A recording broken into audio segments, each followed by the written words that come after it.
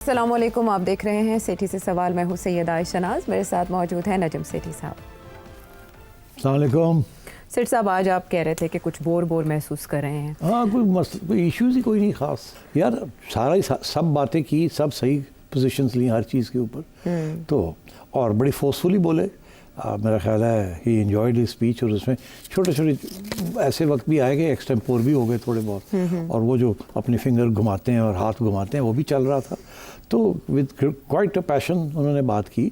हाँ। और तालियां भी बजी, मैंने नोटिस किया वहाँ नारे लगे। नारे तो मेरा ख्याल है वो गैलरी शैलरी में बैठे होंगे ना हमारे पाकिस्तानी उन्होंने। हाँ। और मैंने देखा तारा उनको कह रहे थे बस करो ना करो क्योंकि वो ज़ाहिर है सारे फोकस ही उधर जा रहा था। हाँ, उनकी तरफ। हाँ। किसी और ने इस नौयत की नारेबाजी नहीं की। अगर नरेंद्र मोदी आज होते, स्पीच के लिए मौजूद होते, तो शायद वो जवाब भी देते। हाँ, बहरहाल सो या good speech and touched on all points. एक बड़ा इंटरेस्टिंग मुझे एक इंटरेस्टिंग पॉइंट लगा, बाकी सारे तो नॉर्मल पॉइंट्स थे। अच्छा हुआ सबकी बात की उन्होंने। एक तो डोनाल्ड ट्रंप की बहुत ज़्यादा तारीफ़ की, और वो समझ भी आती है कि तारीफ़ काम करती है। मुलाकात का असर था। अच्छा, दूसरी चीज़ जो उन्होंने बात की वो बड़ी इंटरेस्टिंग थी। उन्होंने BLA, मजीद ब्रिगेड और TTP का जिक्र किया। फितनतुल हिंदुस्तान, फितनतुल कौम। ये बड़ी इंटरेस्टिंग बात है। उसकी वजह क्या है? सिर्फ इतना काफ़ी नहीं था कि जी हम टेररिज्म के विक्टिम्स हैं। हाँ। वो जो उन्होंने कहा इतने लोग हमारे 90,000 लोग मारे गए वगैरह, वो सब चीज़ सही बात थी। इनका जो नाम लिया ना, इसके पीछे मकसद था एक। वो मकसद ये था कि अभी हाल ही में अमेरिका ने इनको टेररिस्ट ग्रुप्स डिक्लेयर कर दिया, मगर यूनाइटेड नेशंस में अभी तक इनको टेररिस्ट ग्रुप्स डिक्लेयर नहीं किया गया। पाकिस्तान की कोशिश है कि इनको टेररिस्ट ग्रुप्स डिक्लेयर किया जाए, मगर उसको रोक रहा है इंडिया, लॉबिंग कर रहा है कि नहीं इनको मत डिक्लेयर करें। तो मैं समझता हूँ this is a good opportunity उन्होंने इस्तेमाल किया और नाम लिया ताकि लोगों को याद रहे if and when this issue comes up. So I think that was a very good initiative. बाकी नॉर्मल इनिशिएटिव्स थे, मगर अच्छे तरीके से पेश किए। So full marks to Shahbaz Sharif. अच्छा सेठी साहब, ये तो स्पीच को आपने फुल मार्क्स दिए, उन्होंने सारे उस एजेंडा पॉइंट्स उन्होंने कवर कर लिए। लेकिन उससे पहले जो मीटिंग हुई जिसका इंडियन मीडिया में बहुत चर्चा है, और फिर वहाँ जो नकाद हैं नरेंद्र मोदी गवर्नमेंट के, वो बाकायदा फुटेज चला के उनको बता रहे हैं कि आपकी सफारतकारी यूँ फेल हुई, कैसे फील्ड मार्शल और वज़ीर आज़म शहबाज शरीफ को वहाँ वेलकम किया गया। मार्को रूबियो के साथ कहे लग रहे हैं जब वो इंतज़ार कर रहे थे प्रेसिडेंट ट्रंप का। आप वो तस्वीर, वीडियोज़ और वो सारे मनाजिर को कैसे डिकोड करेंगे? डिकोड करने की ज़रूरत नहीं है, ये तो तय हो चुका था कि मुलाकात होगी। और प्राइम मिनिस्टर साहब जो हैं वो फील्ड मार्शल को साथ साथ हर चीज़ के साथ रखते हैं अपने साथ। और तो जब रिक्वेस्ट की होगी तो इनकी तरफ से रिक्वेस्ट गई है कि we'd like to meet you, तो उन्होंने ओके कर दी।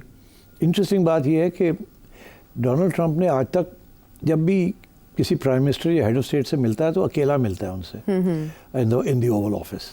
उनके साथ और कोई नहीं होता। इस सिचुएशन में शहबाज शरीफ साहब और आसिम मुनीर साहब दोनों को दावत थी कि they will both sit there. एक तो ये नई चीज़ हुई है। इससे ये पता चलता है कि the Americans are giving a lot of importance to this combo. वो समझते हैं कि ये जब दोनों एक जगह पे बैठ के जो बात करते हैं वो पक्की बात है। अच्छा, ऐसे नहीं है कि आर्मी चीफ एक बात करता है अलग और गवर्नमेंट कुछ और बात करती है, क्योंकि उनका जो एक्सपीरियंस है ना वो यही है कि पॉलिटिशियंस एक बात करते हैं और कभी कभी आर्मी चीफ दूसरी बात करते हैं। इसीलिए हमेशा अमेरिकन जो हैं वो डायरेक्ट आर्मी चीफ से बात करते हैं, फिर गवर्नमेंट से बात करते हैं। और हमेशा यही होता है कि जो आर्मी चीफ कहता है उसको यकीन करते हैं और गवर्नमेंट को ज़्यादा यकीन नहीं करते। अच्छा। तो इस दफ़ा ये है कि everything that the Pakistan government is saying उसके ऊपर मोहर लगी हुई है आसिम मुनीर साहब की। तो I think this is a better combination to build trust. And जो बात होगी वो पक्की बात हो रही है, कच्ची बात नहीं हो रही। So I think this is a good strategy of this hybrid regime. इस मुलाकात में JD वैंस थे, हस्बे मामूल वो होते हैं मुलाकातों में साथ। मार्को रूबियो थे उनके सेक्रेटरी ऑफ स्टेट, बट हमारी तरफ से फील्ड मार्शल और वज़ीर आज़म पाकिस्तानी थे। इसहाक डार साहब साथ साथ रहे, बल्कि मार्को रूबियो से वक्तन फ़वक्तन फ़ोन पे राब्ते में रहे, दोहा समिट से भी पहले। बट मुलाकात में उनका ना होना किस बात का मज़हर है?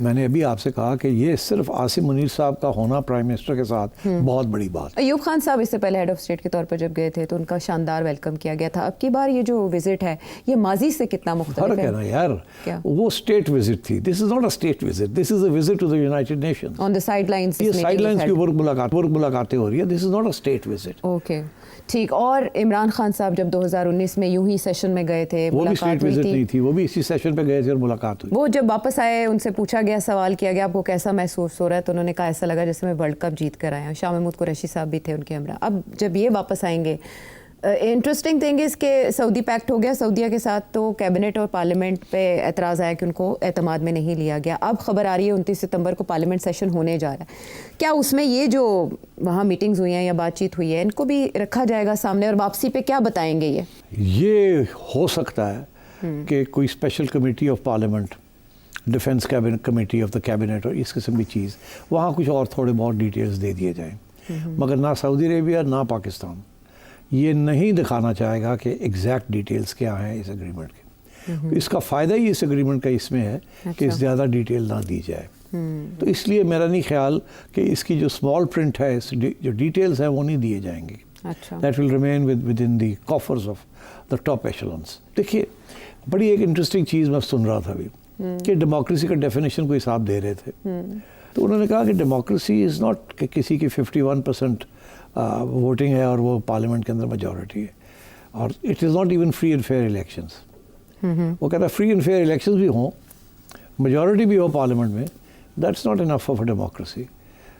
अब फॉर एग्जांपल डोनाल्ड ट्रंप की बात हो रही थी ना, तो वो ये कह रहे थे कि democracy is rule of law, rule of the constitution and the rule of law. अगर आप ये सारी चीज़ें करके पार्लियामेंट में मेजॉरिटी ले भी लेते हैं और आपकी इलेक्शंस भी फेयर हो जाते हैं जी, तो that doesn't mean you are a democratic country. वो डेमोक्रेसी अब उस वक्त उनको कहेंगे जब वहाँ रूल ऑफ लॉ लगेगा। जब रूल ऑफ लॉ साबटाज हो जाता है, कॉन्स्टिट्यूशन साबटाज हो जाती है, तो देन इट्स अ डेमोक्रेसी। इसी पे ख्वाजा आसिफ ने भी कहा है कि मैं दावा नहीं करता कि पाकिस्तान में बेहतरीन जमहूरियत है, लेकिन हम आगे की तरफ बढ़ रहे हैं। ख्वाजा साहब ने बड़ी अच्छी साफ़ सुथरी बात की है, आई मस्ट कन्फेस। उन्होंने कहा जी ये है हकीकत हमारी, यही स्टेबिलिटी ला रही है, यही स्टेबिलिटी लाएगी, और आप देखिएगा कि ये एक हकीकत की रिफ्लेक्शन है, इसलिए we have to accommodate it. ये उन्होंने बात की, उन्होंने बेसिकली रियलिज्म की बात की है, कोई फूफा नहीं की, इधर उधर की करने की बात नहीं की, इसीलिए आगे से वो बंदा चुप हो गया। उसने कह रहा था फिर और हम क्या कह सकते हैं। रियलिज्म, ये बड़ा अच्छा लफ्ज़ है इस सारे सिस्टम इसे रियलिज्म कहते हैं कि this is the new theory of international relations, structural realism. So this is new theory, और क्या इस मॉडल थ्योरी तो पुरानी है, इम्प्लीमेंटेशन अब उसकी एक्नॉलेजमेंट इस सिस्टम की सूरत में हुई है। सो नेक्स्ट क्वेश्चन इज के पाकिस्तान का सियासी मंजरनामा आपके सामने है, पाकिस्तान तहरीक इंसाफ की एजिटेशन भी आपके सामने है, ऐसे में ये दौरा अमेरिका, इसके साथ बहुत सी कॉन्स्पिरेसीज मुंसलिक थी। अब इस दौरे के पाकिस्तानी सियासत पे क्या असरात होंगे? पाकिस्तानी सियासत पे इसके कोई ख़ास असरात नहीं होंगे, सिर्फ ये कि यहाँ PTI वाले जो हैं वो एक कंस्पिरेसी थ्योरी चला रहे थे। वो ये कह रहे थे कि जी डिफरेंसेस हो गए हैं हाइब्रिड रेजिम के अंदर, दोनों पार्टनर्स के अंदर, और वो एक एक्सप्लेनेशन ये दे रहे हैं कि एक पार्टनर दूसरे पार्टनर को कह रहा है कि सियासी तौर पे आप कामयाब नहीं रहे इमरान खान की पॉपुलैरिटी को कम करने में, तो हमारा क्या फ़ायदा हुआ आपके साथ।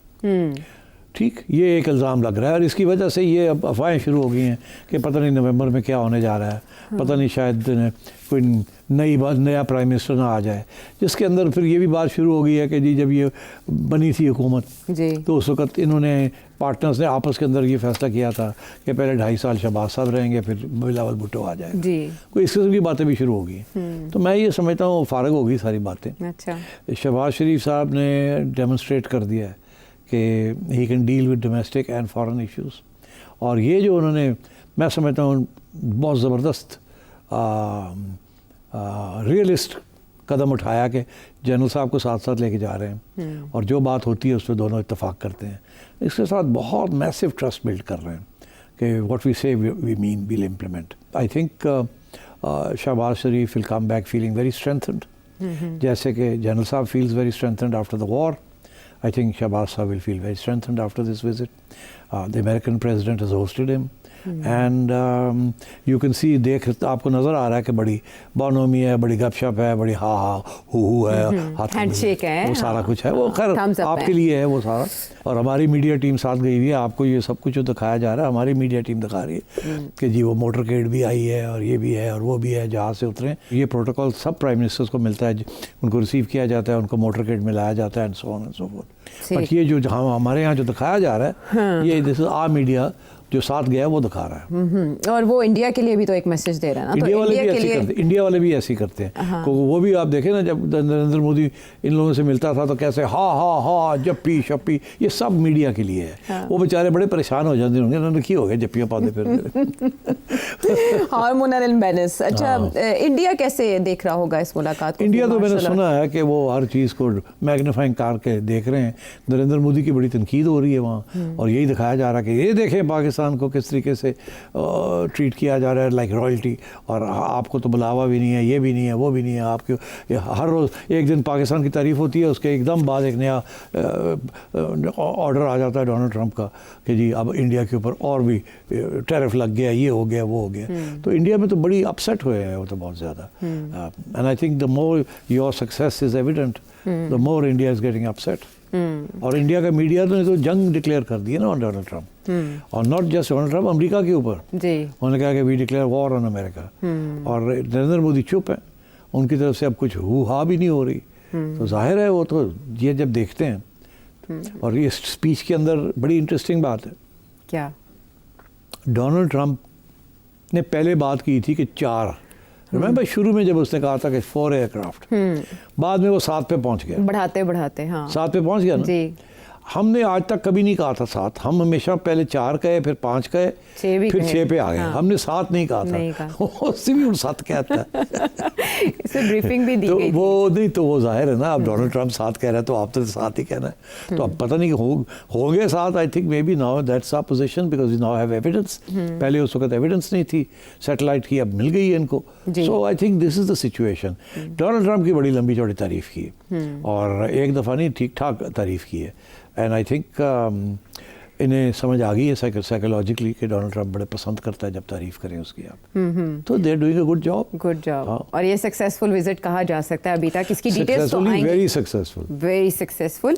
डिटेल्स इनकी प्रेस ब्रीफिंग में सामने आनी चाहिए, प्रेस को बताना चाहिए, पाकिस्तान की आवाम को बताना चाहिए। वो आके जब प्रेस मिलेंगे यहाँ यही बातें करेंगे, मैंने ये कहा, मैंने ये कहा, मैंने ये। इससे ज़्यादा जो अंदर की बात है ना, जो कि दोनों ने उनके साथ बात की, और उधर भी 2 लोग थे, Rubio and vice president JD Vance, 2+1 उनके 2 थे, ये इधर से 2 थे, और एक president Trump. So I think this was a very serious meeting.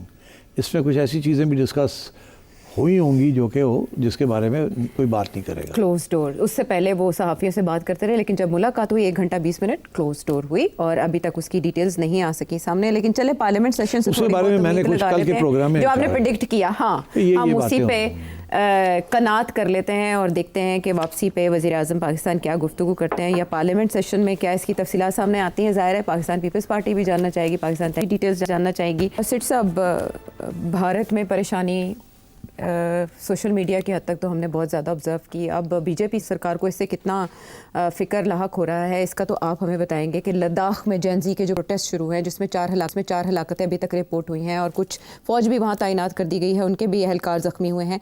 ये लद्दाख का मसला है क्या, उसमें क्या हो रहा है, और हालात इस नहज तक कैसे पहुँचे, और ये हमारे लिए इतना हम क्यों हैं, ख़ित्ते के लिए इतना हम क्यों हैं, चाइना के लिए इतना हम क्यों हैं? देखिए, लद्दाख पहले तो इंडियन ऑक्यूपाइड कश्मीर का हिस्सा था, वही स्टेटस था जो कश्मीर का स्टेटस। जब 370 को उन्होंने ख़त्म किया तो उन्होंने लद्दाख को यूनियन टेरिटरी बना दिया।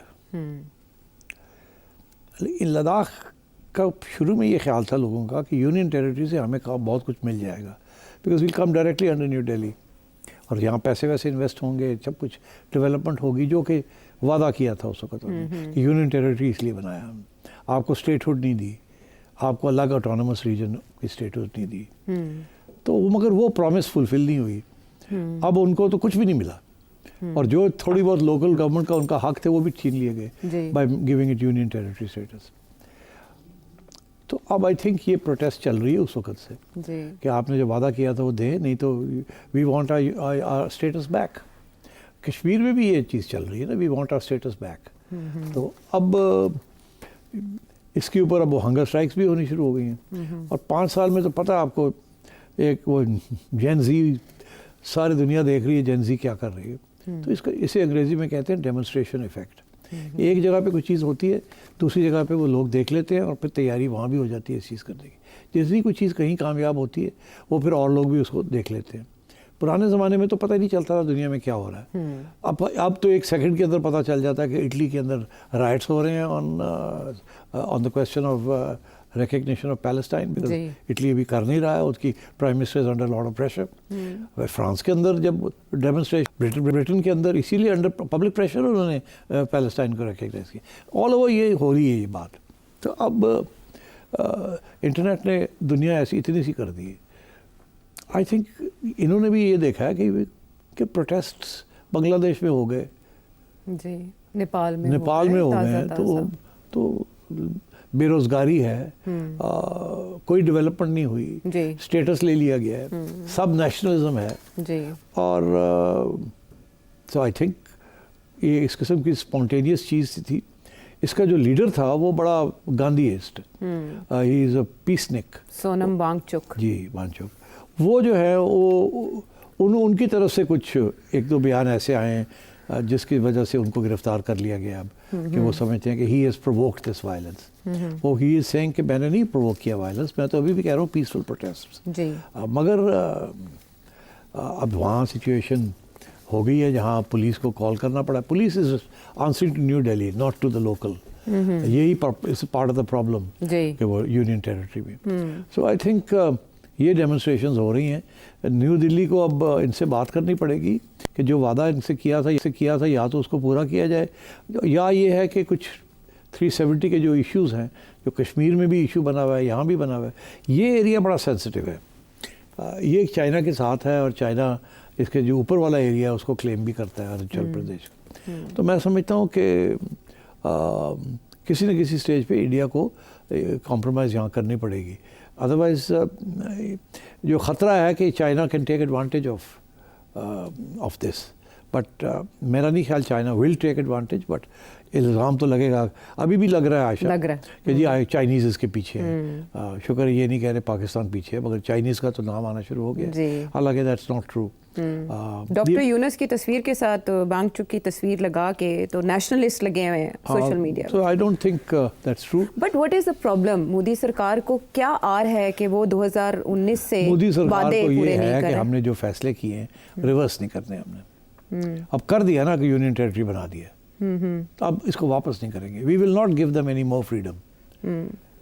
यही कश्मीर का भी तो यही है ना, उमर अब्दुल्ला और वो यही कह रहे हैं ना जी हमारा स्टेटहुड वापस करें, हमें जी नहीं देंगे। तो इसकी वजह क्या वहाँ की आबादी है जिसमें अक्सरियत ज़ाहिर है बुद्ध मत की है, मुसलमानों की है, बाकी स्टेट जैसा दर्जा इनको देने में भारतीय सरकार को ख़तरा है? कोई नहीं, कोई ख़तरा नहीं है, मगर एक प्रिंसिपल्ड पोजीशन है उनकी हिंदुत्व की जी, and that is what is at stake है। ये जो सारा कुछ हुआ है कि जी नेशनैलिटीज़ के ऊपर और आइडेंटिटी के ऊपर और जो स्पेशल कानून पास किए गए हैं on people coming into India and so on so fourth, this is part of the Hindutva agenda. तो ये बिल्कुल सेंट्रलाइज्ड हिंदुत्व एजेंडा से पीछे नहीं हटेगा नरेंद्र मोदी। अच्छा, आपके ख्याल में ताकत के जरिए ही दबाया जाएगा और कोई रास्ता नहीं है इनके पास?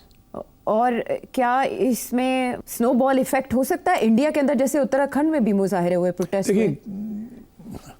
इंडिया के अंदर ब्रॉड कंसेंसस है कि कश्मीर हमने नहीं देना पाकिस्तान को, और हमने कश्मीर को आज़ाद भी नहीं होने देना।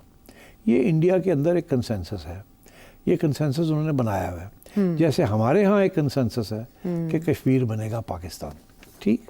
सो ये कश्मीर के अंदर जब ये सब कुछ करते हैं, तशद्दुद करते हैं, फ़ौजें भेज दी हैं, बहुत कम रेजिस्टेंस है from Indian main stream political parties और मीडिया। सब ने ओके कर दिया इस चीज़ को, और सब ये यकीन करते हैं कि ये सारा कुछ जो हो रहा है ये पाकिस्तान करवा रहा है। कोई तस्लीम करने के लिए तैयार नहीं है वहाँ कि कश्मीरी खुद आज़ादी चाहते हैं। तो और क्योंकि वो नई जनरेशन है वहाँ भी तो यही चीज़ है, तो देख रहे हैं दुनिया में क्या हो रहा है, पीपल वांट देयर राइट्स। तो आई थिंक लद्दाख आप एक कोई प्रोग्राम करना चाहें तो इंडिया के नॉर्थ ईस्ट के अंदर जो उनकी स्टेट्स हैं वहाँ जो सूरत हाल है वो अगर आप उनको देखें तो you will be surprised, you have no idea कि जो नॉर्थ ईस्टर्न स्टेट्स हैं इंडिया की उनके वहाँ क्या हालात हैं। वहाँ तो लिटरली एक किस्म के मार्शल लॉ लगे हुए हैं, आर्मी रूल है वहाँ, तो इतनी इंसर्जेंसी है वहाँ और काफ़ी वायलेंस है। They are not there in a very difficult situation there in the north east, by force उनको रखा हुआ है सबको। छोटी छोटी नागालैंड है, मिजोलैंड है, वहाँ सब जगह पे सब नेशनलिज्म्स हैं और वहाँ कोई फॉरेन हैंड नहीं है। लेकिन यहाँ पर फॉरेन हैंड जो तलाश करने की कोशिश की जा रही है, फिर इसे टैरिफ वॉर के साथ मिलाया जा रहा है, फिर इसे चाइना के साथ मिला के देखा जा रहा है, किसी स्टेज पे ये बात आगे रिजीम चेंज तक जा सकती है? कहाँ रिजीम चेंज इंडिया में नहीं, कोई नहीं जा सकता। नरेंद्र मोदी की हुकूमत को कोई खतरा नहीं है, कोई थ्रेट नहीं बन सकते, और ना ही आपने कहा कि उनके मुतालिबात माने जाएंगे, जो यहाँ मुलाजमतों का हुसूल, वही मामला जो बांग्लादेश में। छोटी मोटी बातें मान सकते हैं, छोटी मोटी वहाँ कुछ ना कुछ कर सकते हैं, अच्छा जी ये दे देते हैं, ये दे देते हैं, ये चीज़ें नेगोशिएशन में होती हैं। मगर नरेंद्र मोदी की हुकूमत जो है ना, उनका मौक़िफ़ ये है कि हम कोई हमें कोई धमकी देगा या कोई इसका नहीं बात मानेंगे। अच्छा। नरेंद्र मोदी की गवर्नमेंट के दौरान इतना ज़्यादतियाँ हुई हैं इंडिया के अंदर, इतनी लोगों को कुचला गया है, इतनी मीडिया के ऊपर क्लैम्प डाउन है, इतनी रेजिस्टेंस कोई भी करता है किसी चीज़ के ऊपर तो अटैक आती है from the institutions of the state, जो बिल्कुल गिर गई है वहाँ। तो इस किस्म की सिचुएशन हुई हुई है। ये लद्दाख में जो हो रहा है इवेंचुअली इसके फोर्स के ज़रिए इसको क्रश किया जाएगा। दूसरी तरफ जो अमेरिकी इंतज़ामिया की तरफ से मज़ीद ड्यूटीज़ आयद की जा रही हैं फार्मास्यूटिकल प्रोडक्ट्स, और इसके अलावा श्रिम्प टैरिफ एक्ट आ गया है, इससे किस हद तक हिट हो सकती है? बहुत बड़ी हिट है, मगर थोड़ी सी कन्फ्यूजन भी हुई हुई है। एक तरफ हमें ये कहा जा रहा है कि बाकी सारी चीज़ें अपनी जगह पे, तो ये बहुत बड़ी हिट है श्रिम्प्स की और फार्मास्यूटिकल्स। अच्छा, श्रिम्प्स की तो हिट है जी, बिकॉज इंडिया की जो श्रिम्प इंडस्ट्री है वो अमेरिकन मार्केट को काफ़ी हद तक अप टू 30% और 40% ऑफ द अमेरिकन मार्केट वो इंडिया सप्लाई करता है श्रिम्प्स। सो उसमें तो जान है। बाकी जहाँ तक फार्मास्यूटिकल्स का है, ऊपर से तो ऐसे लगता है कि India is supplying again 30 to 40% of the American market for pharmaceuticals, मगर उसमें एक छोटी और वो हिट होगी, ठीक है। अच्छा। अगर उसके ऊपर टैरिफ्स लग गए तो हिट होगी, तो इसका मतलब बहुत बड़ी हिट हो सकती है। पहले उन्होंने बाकी चीज़ों के ऊपर हिट मारी है, अब फार्मास्यूटिकल्स और श्रिम्प्स के ऊपर भी हिट मार गई, तो इंडिया के जो एक्सपोर्ट्स हैं टू द यूनाइटेड स्टेट्स वो तो आधे हो जाएंगे अगर ये सारी चीज़ें हुई तो। मगर मैं समझता हूँ ये फार्मास्यूटिकल्स के ऊपर थोड़ी सी कन्फ्यूजन ये है कि इंडिया ज़्यादातर जेनेरिक फार्मास्यूटिकल्स बनाता है, मेडिसिन करता है, ब्रांड नेम्स वहाँ इतने नहीं हैं। वहाँ जेनेरिक नाम जो केमिकल फार्मूलाज हैं उनके नाम के ऊपर चीज़ें बिकती हैं, इसीलिए वो सस्ती हैं इंडिया के अंदर medicine, the cheapest in the world, amongst the cheapest in the world, because वहाँ जो फॉरेन कंपनीज हैं जो पाकिस्तान जो बनाते हैं यहाँ अंडर कॉपीराइट लेके बनाते हैं, राइट्स लेके, तो वो ब्रांड नेम पे बिकती हैं। मगर इंडिया के अंदर कोई ब्रांड नेम के ऊपर बेशतर अच्छी मेडिसिन ब्रांड नेम में नहीं मिलती। फॉर एग्ज़ाम्पल अगर आप कोई भी यहाँ आप ख़रीदना चाहते हैं कोई heart medicine with a brand name से, तो वो इंडिया में उस ब्रांड नेम में नहीं मिलेगी, उसका जो अंदर केमिकल है उसके नाम पे मिलेगी। राइट। तो ब्रांड नेम के ऊपर जो पैसे बनते हैं मल्टीनेशनल्स के वो इंडिया के अंदर नहीं बनाने देते। That is why Indian medicine is cheap. अभी क्लियर नहीं है कि ये जो टैरिफ लग रहा है ये ब्रांड नेम्स के ऊपर लग रहा है या जेनेरिक मेडिसिन के ऊपर भी लगेगा। अगर तो ये सिर्फ ब्रांड नेम्स के ऊपर है तो फिर तो India will not be too affected. अच्छा। क्योंकि इंडिया ज़्यादातर जेनेरिक नेम्स के ऊपर करता है। अगर जेनेरिक वाली भी आ जाती है उसके अंदर तो फिर इंडिया को फ़र्क पड़ सकता है। ये फेंटेनाइल इशू क्या है सेठ साहब? Fentanyl issue, this is a drug that is 100 times more powerful than say the paracetamol, or and even as powerful as morphine. Morphine is a banned drug. It's a painkiller, but it is also a drug with its banned. तो fentanyl जो है उसकी बड़ी casualties हुई हैं। पहले ये of the shelf मिल जाता था, अच्छा, in the form of various other brand name tablets, कि उसके अंदर वो भी है और फेंटेनल भी है, बट एक्चुअली वो करप्ट होना शुरू हो गया था। फेंटेनल ज़्यादा एडिशन हो रही थी और जेन जी वाले लोग इसको ले रहे थे, कंज्यूम ज़्यादा कर रहे थे। 10-70,000 के करीब एक रिपोर्ट के मुताबिक। तो मतलब है कि so it became a drug, that is when attention इसके ऊपर आया कि यार ये क्या है, ये तो मॉर्फिन से भी ज़्यादा ख़तरनाक चीज़ है और इसको लिया जा रहा है एज अ ड्रग, हेलुसिनेटरी ड्रग और एज अ पेन किलर और तो इसलिए इसके ऊपर इतना इशू बन गया है। और इसमें भी ये फॉल्स, ये मतलब है कि गलत फॉर्मूले लगा के ऊपर कुछ लिखा होता है, अंदर फेंटेनल होती है।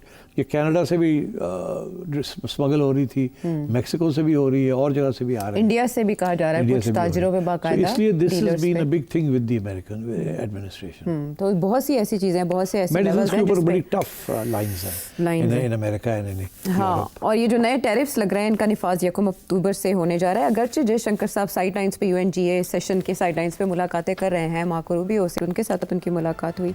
और इसके अलावा जो डेजिग्नेटेड एम्बेसडर टू इंडिया हैं सरगई गौर, उनसे भी वो मिले हैं, लेकिन इंडिया की मुश्किलें आसान होती दिखाई नहीं दे रही, जिसका अंदाज़ा इन खबरों से आप लगा सकते अभी हैं। मुश्किलात बढ़ रही हैं, कम नहीं हो रही। कुछ लोग ये कह रहे हैं कि ये जान के डोनाल्ड ट्रंप कर रहा है, एक तरफ इंडिया के ऊपर प्रेशर डाल रहा है, दूसरी तरफ पाकिस्तान को मॉलिकॉडल कर रहा है, जफ्फियाँ डाल रहा है और स्पेशल ट्रीटमेंट दे रहा है ताकि इंडिया को ये ऊपर प्रेशर पड़े कि तुम्हारे दुश्मन के साथ मैं बैठा हुआ हूँ तो तू सीधे हो जाओ, नहीं तो इसमें और जाऊँगा इधर। हाँ ठीक है, लेकिन उसके रद्द-ए-अमल में भारत की तरफ से हमने कोई ऐसा रिस्पॉन्स नहीं देखा, बल्कि वो सिर्फ जवाब में ये कहते हैं कि अभी हम जायज़ा ले रहे हैं। तो कहाँ तक जायज़ा लेते हैं और क्या रद्द-ए-अमल देते हैं, वक्त बताएगा। फिर वही लंबी फहरिस्त, और इसमें वक्त की कमी के बायस हम इंतखाब कर रहे हैं कराची से शहरियार कांजू का।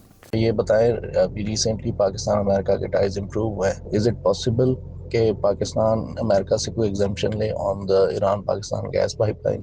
देखिए, दिल तो करता है हमें एग्जाम्पशन मिल जाए, और स्पेशली क्योंकि ईरान ने हमारे ऊपर अब केस कर दिया है कि आप अपने एग्रीमेंट को पूरा करें, नहीं तो विल सू यू। अच्छा, अब सिचुएशन ये है कि अमेरिका तो इंडिया के ऊपर प्रेशर डाल रहा है कि आप जो ईरान से ऑयल ले रहे हैं वो भी बंद करें, और चाबहार कोर जो पोर्ट है उसके ऊपर भी प्रेशर डाल रहे हैं कि वो अब मत उसको इस्तेमाल करें और उसको नहीं हम करने देंगे।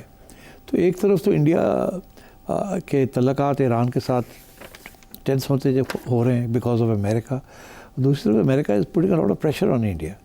इस सूरत हाल में आपके लिए वो ये ऑयल पाइपलाइन ईरान से आने दे, ये तो मुमकिन ही नहीं है अलबत्ता।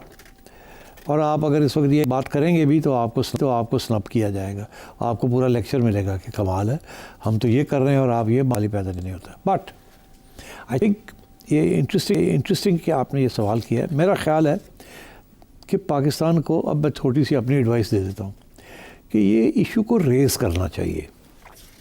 आगे से आपको स्नब होगा, मगर दैट इज़ द टाइम कि आपको ये कहना चाहिए कि ओके, हमें समझ आ रही है कि आप इस वक्त ये नहीं इजाज़त दे सकते, मगर हम आपके साथ खड़े हैं on all the other issues. We are even nominating you for the Nobel prize. हम ये कर रहे हैं आपके लिए, हम ये कर रहे हैं, हम ये कर रहे हैं। आपके कहने के ऊपर हमने, बहरहाल मैं और नहीं कुछ कहता।